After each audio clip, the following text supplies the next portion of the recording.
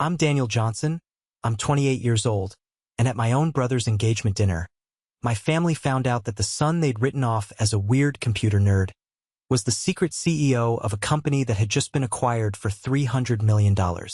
Before I tell you about the dead silence that fell over that fancy rooftop restaurant, about the look on my father's face when his world turned upside down, let me know where you're watching from in the comments below.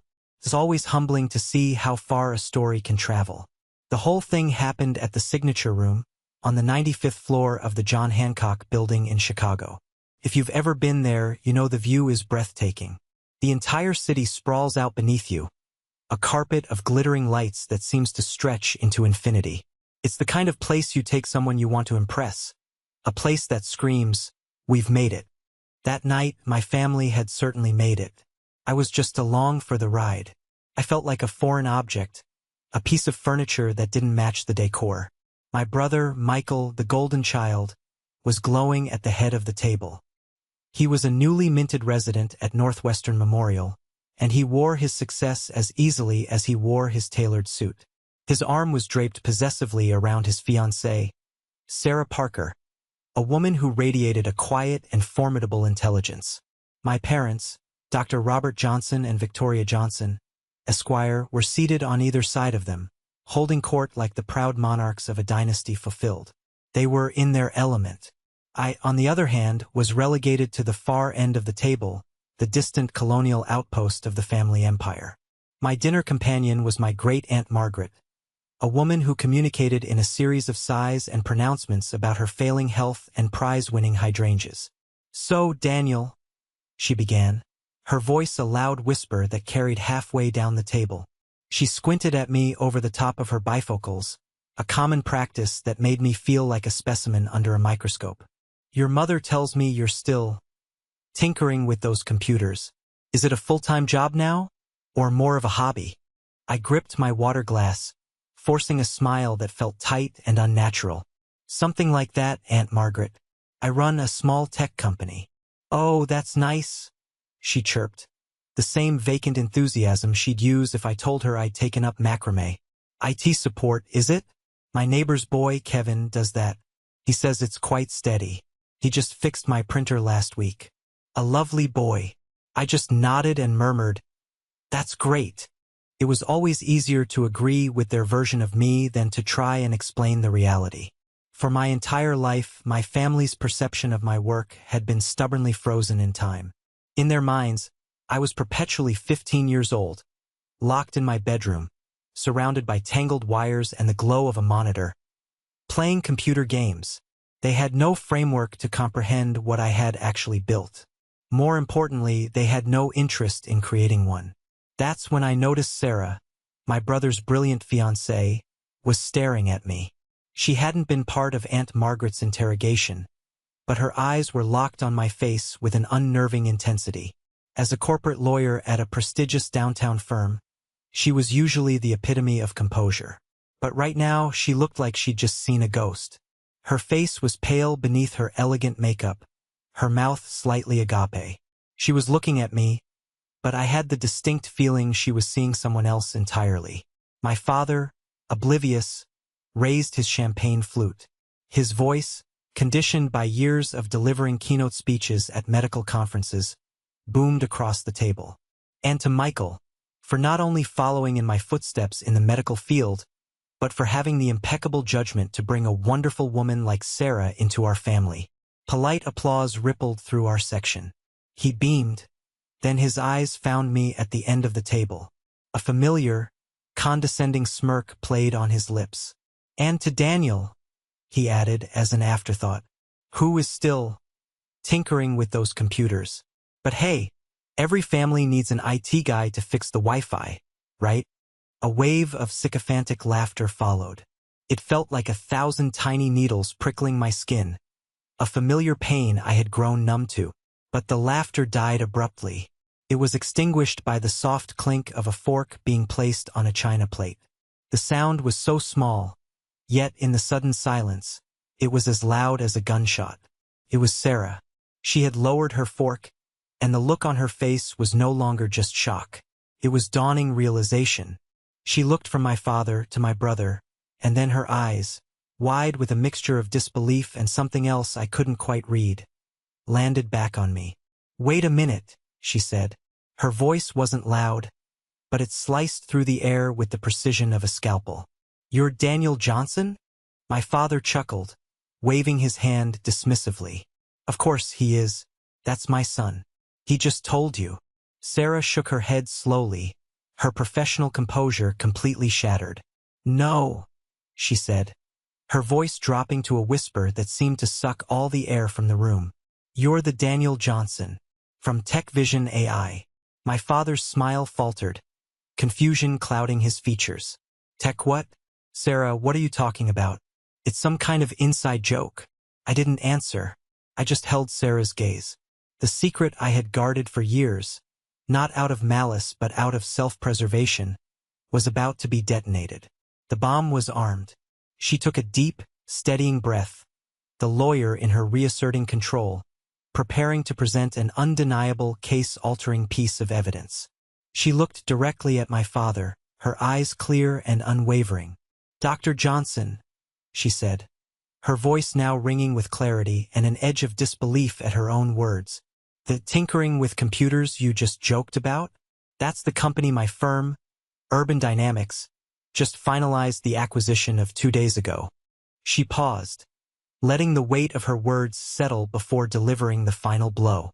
"We bought Tech Vision AI for $300 million. Dead. Utter silence. The world seemed to stop. The chatter from other tables, the clinking of glasses, the soft music from the lounge. It all faded into a dull, distant roar. There was only the stunned silence at our table, a vacuum of disbelief.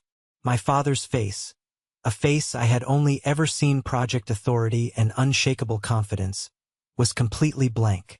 My mother's hand flew to her mouth, a gesture of pure, unadulterated shock.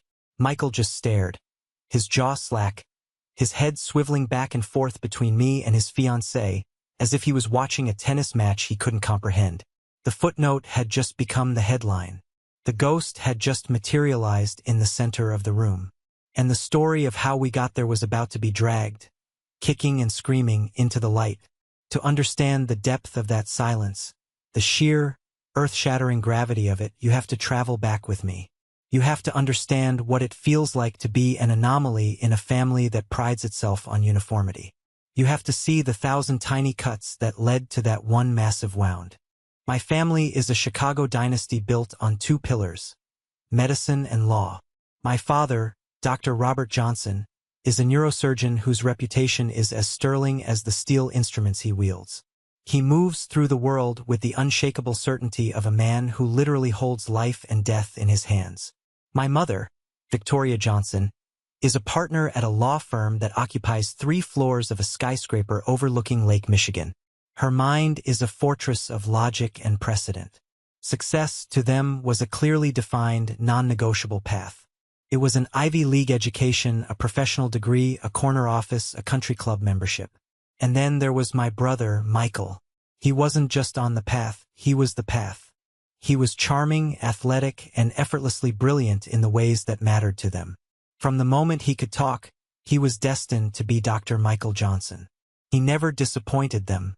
He was their perfect reflection, their legacy assured. And then there was me. I wasn't a reflection. I was a distortion. I didn't want to dissect a frog. I wanted to deconstruct a motherboard. I didn't care for debate club. I cared for the elegant syntax of C++. While Michael was celebrated for scoring a goal in soccer, I was in my room, teaching myself machine learning from online forums and open-source textbooks. My world was a universe of logic gates, neural networks, and the infinite possibility of a blank command line. To me, it was the most beautiful, powerful thing in the world. To them, it was a strange and slightly embarrassing deviancy. The incidents blur together into a long montage of dismissal.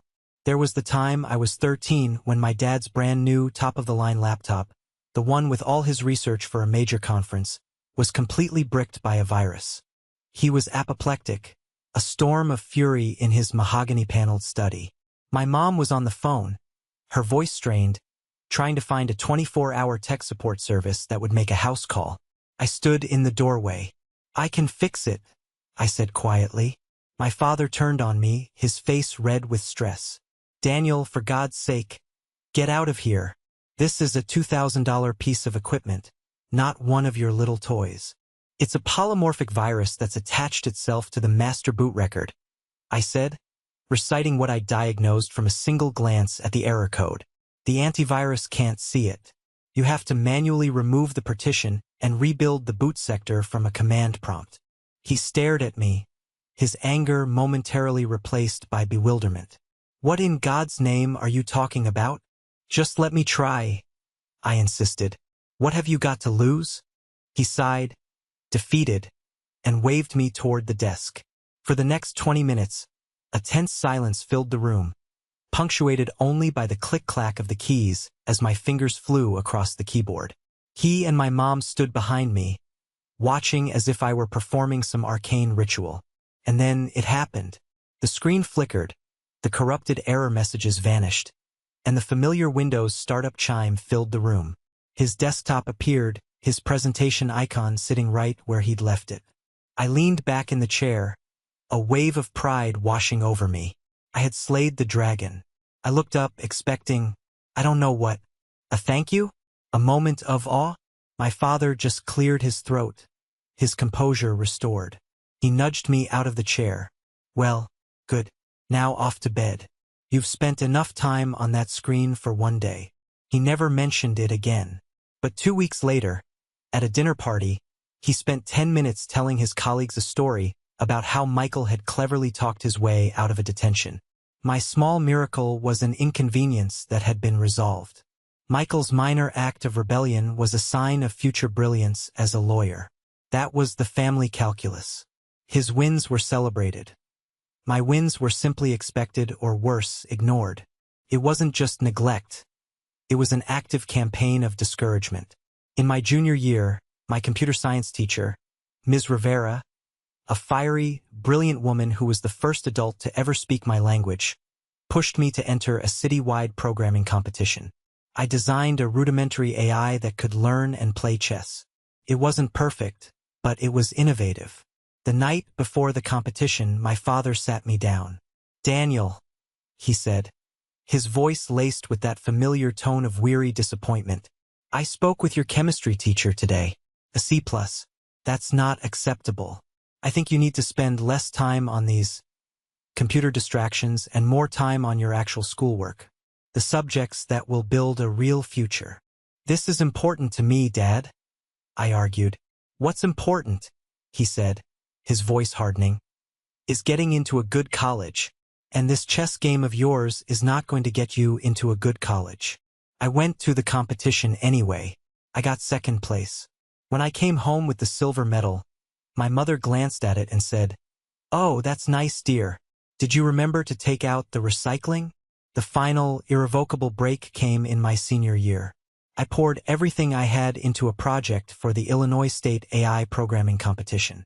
It was an algorithm that could predict inventory needs for retail stores with 94% accuracy, a massive leap over existing commercial software. Ms. Rivera was ecstatic.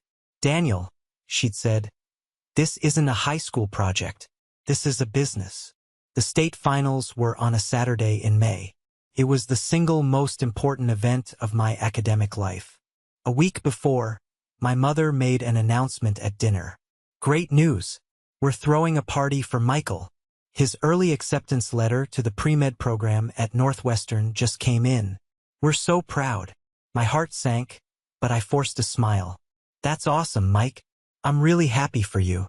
Then I turned to my mom. "When's the party?" She beamed. "We're having it catered. All the relatives are coming. It's next Saturday afternoon. It's going to be a wonderful celebration of a real achievement." The phrase real achievement was a deliberate dart, and it found its mark. The air left my lungs. "Saturday? Mom, that's the day of my state finals. I told you about this. I put it on the kitchen calendar." She waved a dismissive hand, a gesture of pure, effortless invalidation. "Oh, Daniel, that computer thing? Honestly, in the grand scheme of things, is it really that important? Your brother has secured his future. That's what matters." Don't be selfish. Selfish. There was that word again. Wanting my own moment, my own small patch of sunlight was selfish. So, on that bright Saturday, while my family gathered in our manicured backyard to celebrate my brother, I took 2 buses to the University of Illinois campus alone. I sat in a large, quiet auditorium filled with the nervous energy of 100 other kids like me. I presented my project. I fielded questions from judges who were actual professors and industry professionals. They didn't see a hobby. They saw the potential. And I won. First place.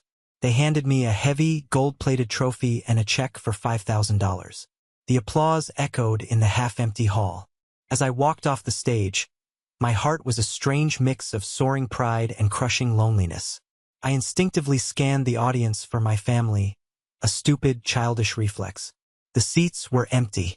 I rode the bus home, the trophy a solid, comforting weight in my backpack. As I walked up the driveway, the sound of laughter and music washed over me. The party was in full swing. Michael was holding court, surrounded by adoring relatives. My parents were circulating, their faces flushed with pride. I walked into the kitchen, a ghost at my own brother's feast. I found my mom by the caterer's table.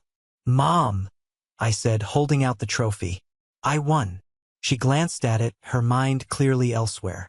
"Oh, that's wonderful, dear. A real trophy. Now, could you be a sweetheart and grab another bag of ice from the garage freezer? We're running low." I just stood there, speechless. I looked over at my father. He was in a deep conversation with my Uncle Jim, a man who worshipped my father and shared his views on everything. My father caught my eye for a second, gave a cursory nod toward the trophy, and then turned back to his conversation. Later that night, long after the last guest had departed and the house was quiet, I went looking for my trophy. I'd left it on the kitchen counter, a monument to my hollow victory. It wasn't there. I searched the dining room, the living room. Nothing. A cold dread began to creep into my stomach. I walked into my father's home office, and there it was, sitting on his massive, leather-topped mahogany desk. Its proud, golden form was being used as a paperweight. It was holding down a stack of medical journals, their titles proclaiming the importance of his world. My victory, my pride, the physical manifestation of my talent, was literally and figuratively buried under the weight of his success. I didn't confront him. I didn't yell. What was the point? The message was unambiguous. I quietly rescued my trophy, took it back to my room, and placed it in the back of my closet, behind a stack of old sweaters. But the ultimate betrayal, the act that was not born of ignorance but of calculated malice, was yet to come. I had applied to my dream schools, MIT, Stanford, Northwestern's engineering program. I had poured my heart into the applications. But as the spring wore on, only silence and thin rejection letters from my safety schools arrived. The disappointment was a physical ache. I started to believe it. I started to believe they were right all along. I was a failure. I resigned myself to my fate. A few years at the local community college, then maybe a job in IT support just like they always predicted. The truth came out on a quiet Sunday afternoon. I was helping my dad back up his old office computer, a task I'd done a dozen times. While running a diagnostic, I stumbled upon a password-protected folder deep in his user directory. It was labeled admin. My dad was clumsy with technology. He often used the same password for everything. Michael 1. I tried it. The folder opened. Inside was a subfolder labeled simply Daniel. My heart began to pound. I opened it. 3 PDF files. I clicked on the first. The MIT logo materialized on the screen. My eyes scanned the text, my brain struggling to process the words. "It is my great pleasure to offer you a place. Dean's Merit Scholarship." My hands were shaking. I opened the next file. Stanford. Accepted. The third. Northwestern Engineering. A full ride. They were all dated 2 months prior. They hadn't rejected me. They had wanted me. A frantic, desperate need for the whole truth seized me. I logged into his email account. Again, Michael 1. I went to the search bar and typed admissions at mit.edu. And there it was. the real acceptance email, and right next to it an email filter. A simple, elegant, cruel rule. Any email from the admissions offices of those 3 universities was to be immediately marked as read and moved to a hidden archive folder. But they hadn't stopped there. In his drafts folder, I found their masterpieces. 3 perfectly crafted, formal-sounding rejection letters, one for each school. They had copied the official letterhead, mimicked the language, and in his sent folder, I saw that he had forwarded these forgeries to my email address. They hadn't just allowed me to believe I was a failure. They had meticulously constructed the illusion. They had built a prison of rejection around me and handed me the key, telling me it was the key to my own cell. I walked out of the study, the world tilting on its axis. I found them in the living room, reading the Sunday paper. I couldn't speak. I just held out my phone, displaying the screenshot of the real MIT acceptance letter. My mother looked at it, and her face held not a flicker of surprise. She just sighed, a long, weary sound of inconvenience. Daniel, we did what was best for you. We were protecting you from a world you aren't equipped to handle. Protecting me? My voice was a choked whisper. You destroyed my future because it didn't look like yours. You let me live for months believing I was worthless. My father lowered his paper, his face a mask of cold authority. We gave you every opportunity. We have invested everything in Michael's college fund. His future. A real, tangible future. We will not throw away good money on a computer science degree that will lead to a dead-end job. If you want to pursue this fantasy against our judgment, you can do it on your own dime. The words echoed in the silent room. It was an ultimatum, an act of divorce. He was severing me from the family, from my own history. In that moment, the part of me that had spent 18 years craving their approval, that had twisted itself into knots trying to win a single scrap of their pride, simply died. It was a quiet, painless death. And in the void it left behind, something new took root. Something hard, and cold, and clear. I turned and walked back to my room without another word. I didn't cry. I didn't rage. I just felt a profound, liberating clarity. He was right. I would do it on my own dime, and I would spend the rest of my life proving them wrong. The next 2 years were the hardest and most rewarding of my life. The line between day and night blurred into one long, continuous grind. We officially founded TechVision AI. Our world headquarters was Ethan's cramped, second-floor apartment. The living room was our office, the kitchen our break room, and the single bedroom was where we'd crash for a few hours when we couldn't keep our eyes open any longer. We recruited our first employees from our classes. Tyler Washington, a quiet genius who could build and manage server architecture in his sleep. Marcus Chun, a UX/UI designer who was obsessed with making technology feel human and intuitive. And Ethan's younger sister, Lisa Rodriguez, a natural-born salesperson with a radiant smile and a will of iron. She quit her job as a department store manager to become our one-woman sales, marketing, and business development team. She believed in us even when we barely believed in ourselves. Our budget was non-existent. We lived off a diet of bulk ramen, peanut butter, and the sheer, intoxicating thrill of creation. Every dollar we scraped together from our odd jobs went into server costs or buying second-hand equipment. We were a tiny, scrappy crew, a band of misfits united by a single crazy idea. The rejections were brutal. We created a slick pitch deck and started making the rounds to angel investors and venture capitalists in Chicago. It was a series of lessons in humiliation. We'd walk into gleaming boardrooms, looking like sleep-deprived students, and pitch our hearts out to men in expensive suits who would stare at us with bored, calculating eyes. "It's a clever idea, boys," one particularly smug investor told us, tapping his gold pen on his desk. "But you're guppies swimming in a shark tank. Synthocorp, Omnitech, they own this space. They have teams of hundreds of engineers, massive patents. What do you have?" "A better, more elegant solution," I said, my jaw tight. He smirked. "Ideas are cheap. Execution is everything. Come back when you have a paying customer." We walked out of that office, the silence between us heavy with defeat. We were burning through the little money we had.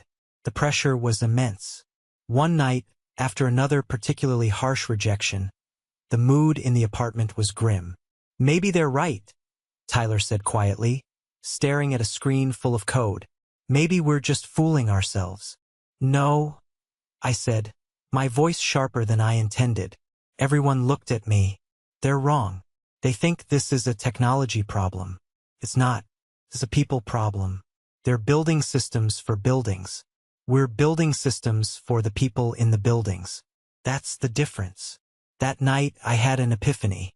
We were playing their game, the game of fundraising and pitch decks. We needed to change the rules. "Forget the investors," I announced the next morning. "We're going to find a partner. One person who feels the pain we're trying to solve every single day. And we're going to give them our system for free." Ethan looked at me like I just suggested setting our servers on fire. "Give it away? Daniel, we're 2 weeks from our electricity being shut off." "A free pilot program," I clarified, my mind racing. "For one high-profile building. We prove it works, we get a rock-solid case study with real data, and then we have something to sell. We stop selling an idea and start selling a result." It was a massive gamble. We were betting the entire company on one roll of the dice. Lisa, our fearless sales chief, spent the next week on the phone. She was looking for a specific profile. A property manager of a large, older, but prestigious building. Someone known for being innovative, but who was fighting a losing battle against aging infrastructure and rising costs. She found Janet Chen. Janet managed the Chamberlain, a 50-story historic landmark in the heart of the Loop. It was a beautiful Art Deco masterpiece, but it was notoriously inefficient. We knew from public records that its energy costs were nearly double that of a modern building its size. Getting the meeting was a miracle. Convincing her was a battle. We sat in her polished office, the three of us looking like kids in the principal's office. Janet Chun was a formidable woman in her 50s, with sharp eyes that seemed to see right through our nervous enthusiasm. She listened to our entire pitch without interruption, her fingers steepled under her chin. When we finished, a long silence hung in the air. "Let me get this straight," she said finally, her voice dry. "You 2 boys and your sister want me to give you 3 people with no track record and no funding, complete access to the core operational systems of my $100 million building." "Yes," I said. "You want to install your untested software into my HVAC, my security, my electrical grid." "That's the plan," Ethan chimed in with a bit too much cheer. "And what happens?" She leaned forward, her eyes narrowing. "When your little experiment crashes, when it locks 3,000 people out of their offices on a Monday morning, or shuts down the heat in the middle of a Chicago blizzard, who do I sue then?" This was the moment, the make-or-break question. "It won't crash," I said, my voice steady, filled with a certainty I didn't entirely feel. "But if it does, we'll be here. We will physically live in your boiler room for the entire 3-month trial. We will not sleep. We will not leave. We will not let you fail.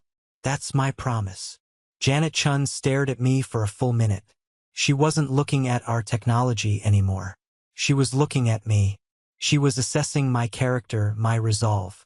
She was a shrewd businessperson, and I think she recognized the one thing we had more of than any of our corporate competitors: pure, unadulterated desperation.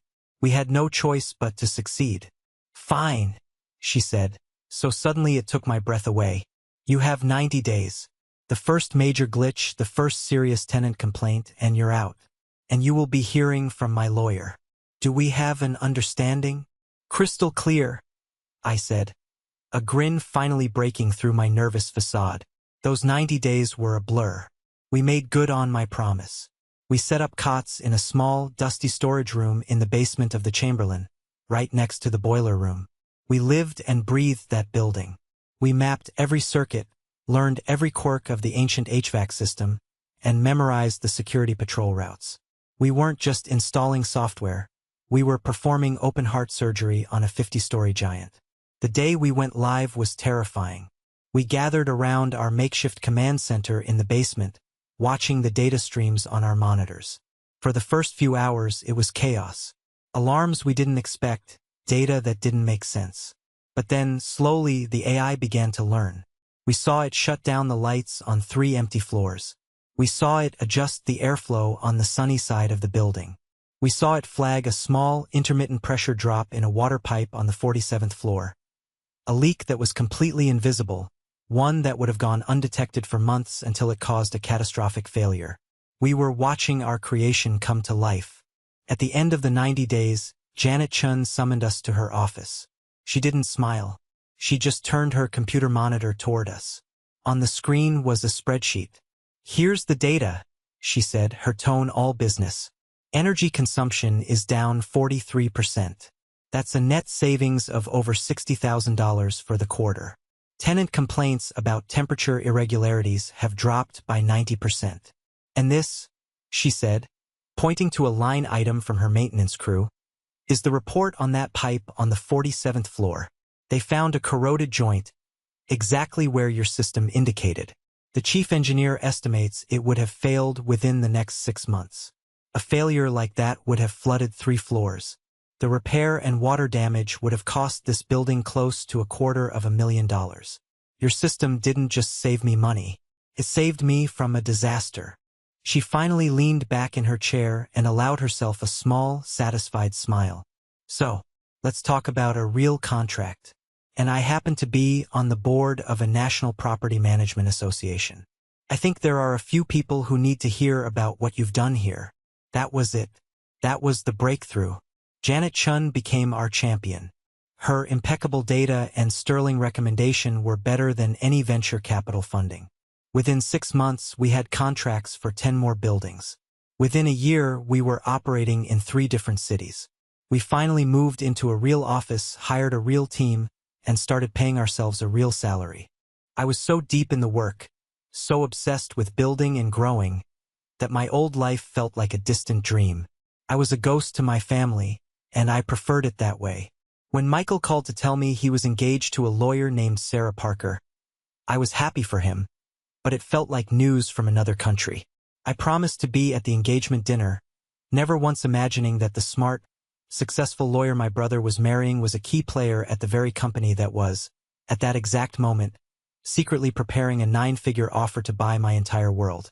Walking out onto the magnificent mile that night was a surreal experience. The city was alive with light and motion, but I felt like I was moving through a dream.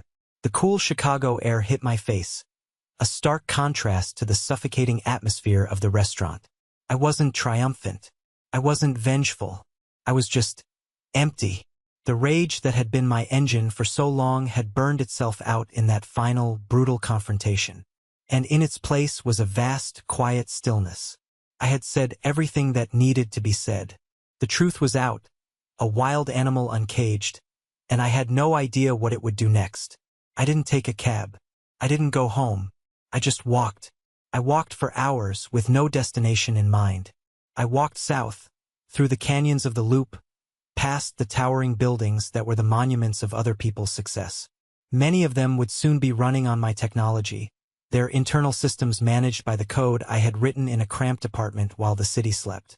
I was the ghost in the machine, and I had just revealed myself. Now what? My phone buzzed in my pocket, a persistent, annoying vibration against my leg. I pulled it out. A string of missed calls and texts. "Michael. Dan, I am so sorry. I had no idea. Please call me. Mom. Daniel, we need to talk. Please come back. This is a misunderstanding. Michael. I'm a complete idiot. I'm ashamed. Please just let me know you're okay. Mom, your father is distraught. You've caused a terrible scene. That last one. You've caused a terrible scene." Even now, after everything, she was framing it as my fault. My truth was an inconvenience, a social faux pas. I stared at the message, a bitter smile touching my lips. Some things would never change. I turned the phone off and shoved it back in my pocket. I needed silence. A few days passed in a blur. I didn't leave my apartment. I ordered food in, watched movies, and tried to process the tectonic shift that had occurred in my life. On the 3rd day, there was a knock on my door.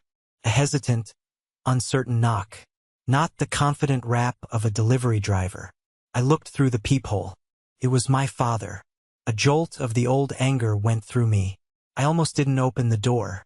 But my curiosity, and perhaps a flicker of something else, won out. I unlatched the deadbolt and opened the door. He looked terrible. He was dressed in a simple sweater and slacks, not his usual impeccably tailored suit. He looked smaller, older. The unshakable authority he always projected was gone, replaced by a weary, hollowed-out look. His eyes were bloodshot. "Can I come in?" he asked. His voice was quiet, stripped of its usual booming confidence. I hesitated for a beat, then stepped aside.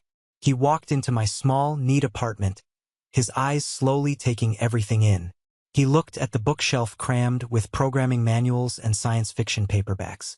He looked at the massive whiteboard that covered one wall, still covered in the faded diagrams of our last project. He looked at the simple, functional furniture. This was the first time he had ever set foot in my world. "This is nice," he said, the words sounding hollow and awkward in the quiet room. We stood in silence for a long moment, the air thick with unspoken history. Finally, he turned to me, his gaze filled with a profound and painful confusion. "I don't understand your world, Daniel," he said, his voice barely a whisper. He sank onto my small couch as if his legs could no longer support him. "I've been trying, for 3 days, to wrap my head around it. $300 million. It's just a number. It doesn't compute. In my world, success it's tangible. It's a degree on the wall. It's a published paper in the New England Journal of Medicine. It's a life you save on an operating table. What you do." He gestured vaguely at the whiteboard. "It's just lights and symbols on a screen to me." "It's more than that, Dad," I said quietly. "I know that now," he said, shaking his head, a gesture of deep weariness. "That man, David Chun, a man I've admired from afar for years. He looks at you like you hung the moon. And I looked at you and saw a boy playing games, wasting his potential." He looked down at his hands, the surgeon's hands that were his pride and his identity. "Your mother and we were wrong. What we did with those letters. There's no excuse. It was unforgivable. It was born out of fear. My fear." I waited, saying nothing, letting him find the words. "I had a friend in medical school," he began, his voice distant, traveling back in time. "His name was David. He was brilliant, a natural, top of our class. But he didn't want to be a doctor. He wanted to be a musician, a songwriter. His family, a long line of doctors, they disowned him. They cut him off completely. I saw him 10 years later. He was playing a guitar for spare change on a street corner in San Francisco. He was broke. His wife had left him, his health was failing. He was a ghost. All that potential, all that brilliance, just gone. Wasted. And I swore to myself, I swore I would never let that happen to my son." He finally looked up at me, his eyes pleading. "I thought I was protecting you from that. I thought your computer thing was the same as his guitar. A path to failure and disappointment. I was so terrified of you failing that I never gave you a chance to succeed. I tried to force you onto a path I understood, a path I knew was safe." It was the most vulnerable, honest thing he had ever said to me. It didn't erase the years of neglect. It didn't excuse the deliberate, cruel sabotage. It didn't undo the pain. But it was a reason. A flawed, selfish, terribly human reason. For the first time, I saw him not as the monolithic, tyrannical Dr. Johnson, but as a man, blinded and crippled by his own fears. "I appreciate you telling me that," I said, and to my own surprise, I meant it. "I'm not asking for your forgiveness," he said quickly, holding up a hand. "I know I don't deserve it. I wouldn't forgive me. I'm asking for a chance to understand. I want you to explain it to me, your work, all of it, from the beginning. I want to learn." It was a truce flag, waved from across a battlefield of his own making. A part of me, the wounded 18-year-old boy who still lived inside me, wanted to sneer, wanted to say, "It's too late. You had your chance." But looking at the broken man on my couch, I realized that holding onto that anger would only keep me tethered to the past he had created. Vengeance was a prison, and I had just been set free. I wasn't going to walk back into another cell. "Okay, Dad," I said, pulling up a chair and sitting down opposite him. "Okay." It all started with an idea about buildings. That conversation didn't fix everything. It didn't magically heal a lifetime of wounds. But it was a start. It was the first tentative stone being laid on a long, uncertain road to something new. The power dynamic between us had shifted forever. I no longer needed anything from him. But for the first time in his life, he was asking for something from me. A chance to see his son for who he really was. A year after the acquisition, I stood on the balcony of my apartment. It was the same breathtaking view I'd seen from the restaurant, but it felt entirely different now. It was no longer a symbol of a world I was excluded from, a world I could only look at through glass. It was just my city, my home. The lights of the buildings twinkled below, a vast, interconnected network, a living system pulsing with energy. And I knew, with a quiet, bone-deep sense of peace, that I had helped build a small part of its nervous system. I was no longer a ghost. I was part of the architecture. My relationship with my family had found a new, fragile equilibrium. We started a tradition of monthly dinners. Not at fancy, soulless restaurants, but at my apartment or my parents' house.